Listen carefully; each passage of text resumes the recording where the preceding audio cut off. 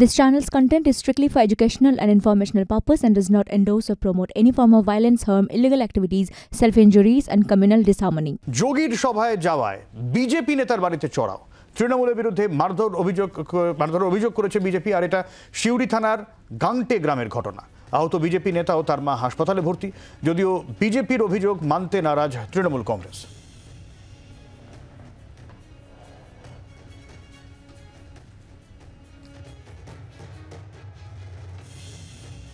ওরা সব স্লোগান দিয়ে কোথাও মিছিল করে এসছে, তো কুমা পঞ্চায়েতে সেখান থেকে মিছিল করে এসে গালাগালি দিয়ে আসছে সারা রাস্তায়, দিয়ে এসে আমাদের বাড়ির পেছন দিকে এসে গালাগালি করছে নাম ধরে। বলতে গেল যে গালাগালি দিচ্ছ কেন সব, তো বলেছে যে বেশ করে গালাগালি দিয়েছি। তো ওরা আবার উল্টে আবার ওকে গালাগালি দিয়ে টেনে ধরে টেনে হিঁচলে মেরে সবাই মিলে কিল ঘুষি দিয়ে মারলো। আমরা বলতে গেলাম আমাকে বুকে কিলি দিয়েছে, এখানে ঘুষি দিয়েছে। শ্বশুর বলতে হলে শ্বশুরমশাইকে চর মেরেছে। শাশুড়ি মা বলতে হলে শাশুড়ি মাকে টুটি ধরে ফেলে দিয়েছে। কোন জায়গা থেকে এই ঘটনা ঘটলো সেটা জানবো। প্রসেনজিৎ রয়েছেন আমাদের প্রতিনিধি আমাদের সঙ্গে। প্রসেনজিৎ, দেখো, প্রথমেই তোমাকে বলি, একদিকে নির্বাচন, তার পাশাপাশি এই যে বিজেপি কর্মীকে মারধর করা হয়েছে মিলন বেদে, তার যেটা অভিযোগ যে মূলত তৃণমূলের লোকজনরা তার বাড়িতে ওকে হামলা করে এবং মারধর করে। কারণ কি? কারণ সে ওই এলাকায় বিজেপি করে এবং তার পাশাপাশি সে গতকালকে যে যোগী আদিত্যনাথের সিউড়িতে সভা ছিল, সেই সভায় তিনি উপস্থিত হয়েছিলেন, গিয়েছিলেন লোকজন নিয়ে।